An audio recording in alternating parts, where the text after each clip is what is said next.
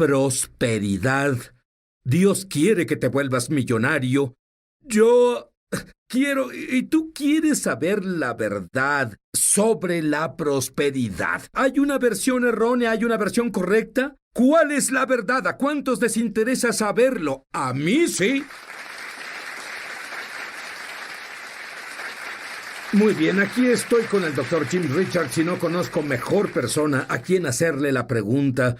¿Hay algo malo en los mensajes populares de hoy que todos juntos se llaman enseñanza de prosperidad? Es tan triste que una verdad de Dios se haya torcido tanto que se vuelva algo que alimenta la avaricia y el egoísmo y lo hace casi imposible para que las personas entiendan la realidad de Dios para prosperar y para poder vivir en abundancia. Pues eso resalta la pregunta. ¿Dios quiere que todos seamos ricos? ¿Sabes algo? Dios quiere que todos vivamos vidas prósperas. Él quiere que vivamos vidas donde las necesidades se cubran, que vivamos vidas cómodas, pero lo que más quiere es que vivamos esa clase de abundancia donde tengamos recursos para invertir en el mundo, cambiar al mundo, cambiar la vida de otros. La verdad es, la razón por la que el mundo está en la forma en la que está es porque la iglesia enseña que hay algo espiritual sobre ser pobre.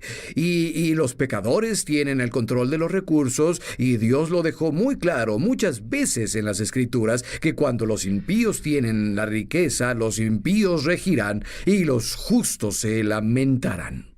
¿Sabes? Si yo fuera Dios y fuera director de elenco, te elegiría a ti para ser especialista en esta área. Te diré por qué. James fue criado en pobreza extrema. Su papá era alcohólico. Su papá no contribuía a las finanzas de la familia. Además, se llevó el dinero también. Su madre ganaba $19 a la semana. Había 3 niños. En serio, te fue mal sí. de niño. Sí, la pobreza era normal para nosotros. Es más, éramos una de esas familias que heredan ropa y ya sabes, solo tenías un par de zapatos y recuerdo tomar cinta y pegarla alrededor de mis zapatos. Tenías lo que muchas personas tienen, una mentalidad de pobreza. ¿Es cierto? Ahora, explícame. ¿Qué es esta mentalidad de pobreza? En realidad se ha estudiado que después de varias generaciones. Explica. Sí, verás, sabemos y la Biblia nos dice que si algo pasa por varias generaciones, esto continuará en nuestros hijos y que eso no es porque Dios nos maldiga, es lo que el estudio revela. Dice que si 3 o 4 generaciones de niños crecen en la miseria, que para la 4ª generación vendrán al mundo programados para este tipo de vida y será muy difícil que ellos salgan de la pobreza cuando varias generaciones pasan por esto. Pero hay una luz al final. Sí, la hay. De ese túnel. Y de hecho, a los 28, en realidad pensarías que tocó fondo antes. Se enfermó. Y debía mucho dinero a los doctores y los hospitales. Nunca les pagaste. No. Y un día decías una oración en tu propia casa y de pronto oíste, era su esposa. Ay, la rompí. No, solo bromeo. No, ella tampoco dijo eso. Pero es la verdad. Verás, pasé de pobreza desesperante a la mentalidad de pasarla. Y vives solo sobreviviendo. Apenas vives y agradecí a Dios por la comida un día y solo decía, Padre, te agradezco que nos ames, te agradezco por cubrir nuestras necesidades. Mi esposa dijo, Jim, estoy harta y cansada de que solo se cubran las necesidades. Dijo, no creo que este sea el plan de Dios, no creo que sea así como debamos vivir. Y yo en ese tiempo acababa de sanar. Y tardé unos 3 años de una enfermedad genética con la que nací y de la que no debí sobrevivir, debí morir. Y al final de esto sané y miré alrededor y estaba hundido en deudas y parecía imposible salir de ellas y apenas sobreviviríamos precariamente. Y comenzaste a estudiar la Biblia. ¿Qué te mostró Dios sobre el principio de siembra y cosecha? Bueno, verás, lo primero que entendí sobre la siembra y cosecha es que la siembra y cosecha no es algo externo. No es como voy a dar algo y Dios me va a dar algo a cambio. Y eso es parte de este esquema de riqueza que se nos ha presentado y es inapropiado, si quieres. No es que vaya a forzar a Dios. La siembra y la cosecha es sobre algo que pasa en mi corazón y que yo lo invierto desde mi corazón generosamente y al desarrollarme donde el amor me motiva e invertir en el mundo e invertir en otras personas, cambia algo dentro de mí que me da la capacidad de recibir, o no solo de recibir, la capacidad incluso de percibir las oportunidades de riqueza. Jim, por su propia experiencia, salió adelante con principios bíblicos de las deudas, pero Dios no quiere que solo salgas de deudas. Él quiere que prosperes, cubras tus necesidades, las de tu familia y que cuides de... ¿Puedes imaginar poder cuidar de tu comunidad, cubrir las necesidades de otras personas? Es posible. Y cuando volvamos, quiero que nos enseñe un poco de eso. Explica. Sí, lo primero que Dios dijo al hombre fue: sé fructífero y multiplícate. Fuimos creados a semejanza e imagen de Dios y estamos diseñados para regir y reinar en la vida como reyes, y no debemos ser como plebeyos, debemos ser como reyes. Y una de las cosas que descubrí es que el primer lugar para iniciar es en realidad su voluntad. Esto es lo que en realidad Dios quiere, y comencé a ver que la Biblia dice: Dios se complace en la prosperidad de sus siervos. Comencé a ver todas esas promesas. ¿Y por qué es que hoy... si alguien está en el ministerio o es un cristiano firme, no debe ser próspero, no debe tener una gran casa? ¿Por qué? ¿Por qué esa mentalidad si es que originalmente debíamos ser bendecidos? ¿Sabes qué? Existe, esto es un engaño del mundo por parte del padre de todas las mentiras que se tejieron a la cristiandad a través de la historia. Y cuando estas mentiras aparecen en muchas formas, tratando de robarnos lo que Dios nos ha dado en su palabra a través de la obra final de Jesús. Y así tú ves estas mentiras manifestarse de dos formas. Las ves manifestadas en un concepto extremo de avaricia y complots de riqueza y toda clase de cosas. Pero luego está el otro lado de eso, donde hay algo espiritual sobre ser pobre, algo... Un aspecto que está... Es que el diablo trata de atraparnos de todas formas. Sí, así es. Él nos dirá cada mentira que posiblemente nos atraiga, pero la Biblia dice que la pobreza es la destrucción del pobre.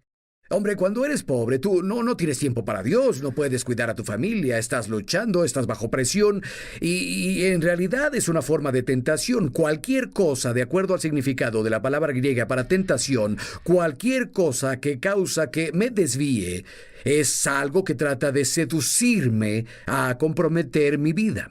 ¿Es la pobreza una maldición? Sí, lo es. La Biblia es muy clara. La pobreza es una maldición de la ley, y eso nos lleva a la siguiente fase en mi jornada. Y descubrí que Jesús me liberó de la maldición de la ley.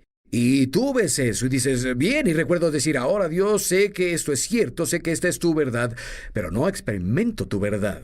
Es que, en otras palabras, fuimos programados para el éxito con Adán y Eva, y luego vino la caída. Sí. ¿Qué pasó? ¿Nos reprogramaron de forma errónea? No nos reprogramaron, nos condicionaron. ¿Sabes que la mentira más vieja que Lucifer trajo al planeta Tierra fue que Dios no es bueno? Él no es alguien en quien confiar. Él no es alguien que hará cosas buenas por ti. Necesitas iluminación, y tú puedes hacerlo independientemente de Dios. La mentira más vieja del mundo. Tú hablas sobre... límites, fronteras imaginarias que nos limitan. Explica eso. Cierto. La Biblia dice en el libro de Proverbios, capítulo 4, verso 23, dice: guarda tu corazón sobre todas las cosas que guardes, porque de él manan los asuntos de la vida. Esa palabra asuntos pudo ser traducida como fronteras. Y lo que eso nos dice que todas las limitaciones en la vida, tal vez creemos que ahí están, tal vez creemos que existen por la economía, creemos que existen por las circunstancias, creemos que existen por las personas que se nos oponen, pero la verdad es que las fronteras se determinan por lo que crees sobre ti mismo. Y descubrí que yo acepté una definición de mí mismo que se basaba en lo que fue mi vida. Y yo tenía que ver la palabra de Dios y decir, ¿quién dice Dios que soy yo?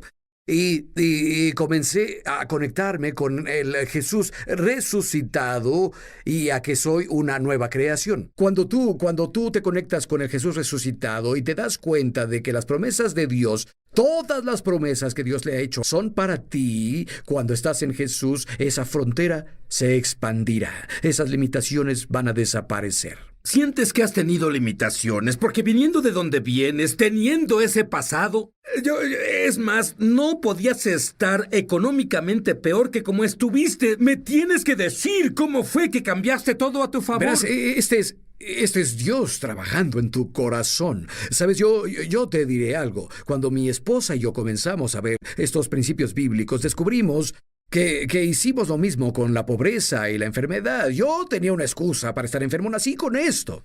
No hice nada para que me pasara, es algo que genéticamente pasó. Y cuando tienes una excusa para algo, te justificas y vives con la excusa. Yo hice eso con la enfermedad.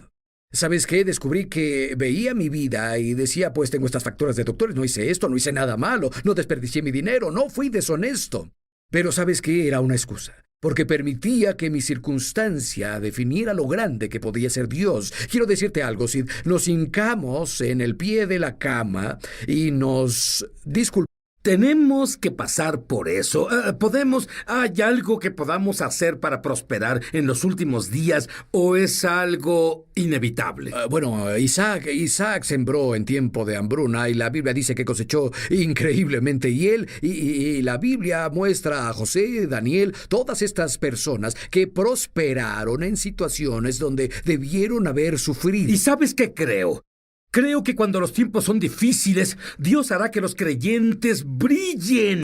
Sí. Y será tanto el contraste. Así es. Que todos querrán ser creyentes. Cuando volvamos, quiero saber más sobre esto. Primero yo. Mío. Dime sobre la gracia de la generosidad como opuesto al egoísmo. Es algo fenomenal y queremos que nuestra prosperidad sea algo que aumente nuestra vida en todos los niveles, no solo financieramente. Y muchas veces cuando las personas comienzan a ver la prosperidad, se trata de obtener más, se trata de tener más. Y Pablo dice... Él dice, así como abundas en la palabra, en la ciencia y en todas estas cosas, abunda también en esta gracia. Y él habla de la gracia de dar. Y cuando comencé a leer la palabra de Dios, descubrí algo tan fenomenal. Y es la gracia, es esto, la habilidad de Dios que trabaja en todos, que nos hace fuertes. Es lo mismo, es una terminología diferente, es lo mismo que decir que el Espíritu Santo trabaja en mí, es lo mismo. Pero la gracia es como una moneda de dos caras. Solo puedes tener la gracia, la capacidad de recibir lo que seas capaz de dar. Y en realidad no estaba interesado en ser rico. Estaba interesado en cuidar a mi familia, servir a mi familia. Te digo, estaba interesado en invertir en el mundo, alcanzar el mundo para Jesús, para dar ministerios y ayudar a otras personas. Y así buscaba a Dios por la capacidad de regalar cosas. Y lo que comenzó a pasar es que comencé a tener la capacidad de reconocer y moverme en esferas de éxito y prosperidad en las que nunca me moví. Es más, Dios me mostró cosas que en el pasado habría desechado. Y Él me las mostró, caminé a ellas y ¡bam!, prosperé. Ampliaste tus fronteras. Es exactamente eso es lo que hacías. Esas fronteras, y debido a cómo la gracia trabaja en mi corazón, solo puedo funcionar si creo en la verdad, y esa verdad siempre expande mis fronteras.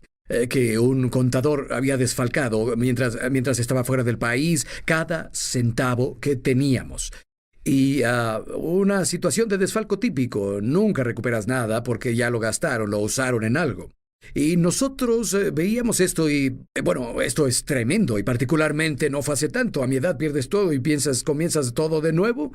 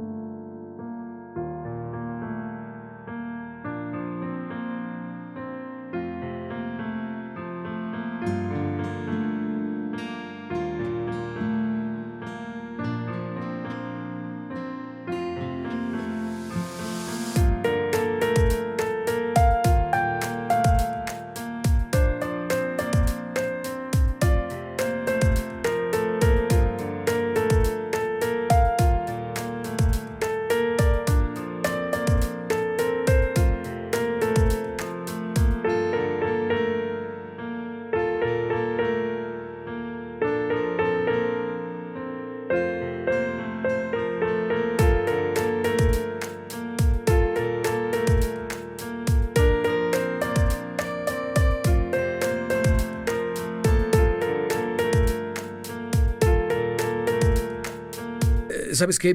Y solo orábamos y servíamos a las personas, como siempre, y no lo hacíamos para recuperarlo. Y la verdad es que en unos 9 meses habíamos recuperado todo. ¡9 meses! 9 meses. Y en unos Eso es muy 18 bueno. meses, sí.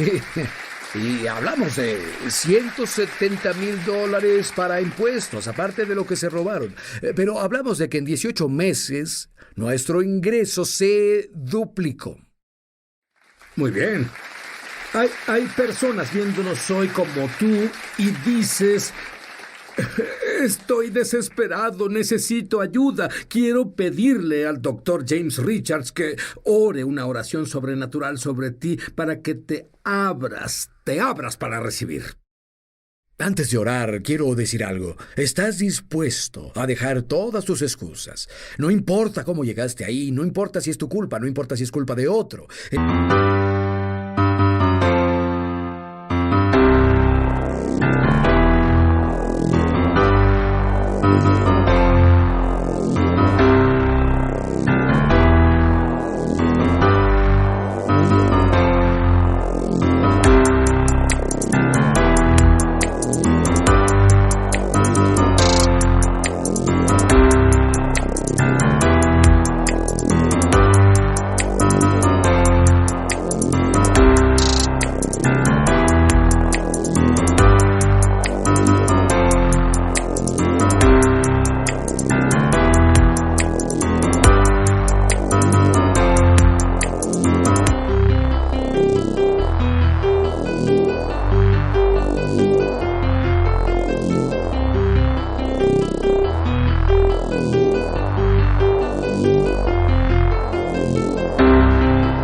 ¿Estás dispuesto a renunciar a esas excusas y decir: Dios es Dios, sus promesas son seguras, Jesús resucitó de la muerte, Él me liberó de la maldición para que pueda hacer esta jornada? Si tomas esta decisión, estás listo para recibir. Padre, en el nombre de Jesús, declaro vida, declaro bendiciones. Señor, te agradezco que el corazón de estas personas que escuchan estas palabras comience a explotar con una nueva capacidad, nueva esperanza, nueva actitud para creer en ti y caminar contigo en este camino de provisión.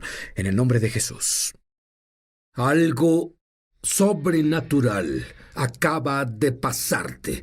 Yo quiero que estudies tu Biblia en lo que Dios... Esto es exactamente lo que James hizo cuando fue desafiado por su esposa. Estudia lo que Dios te dice. Mételo a tu corazón y luego hazlo. Pero asegúrate primero de que Jesús sea tu Mesías y Señor. Es cierto. Asegúrate de arrepentirte de tus pecados. Dile que lo sientes y que crees que la sangre de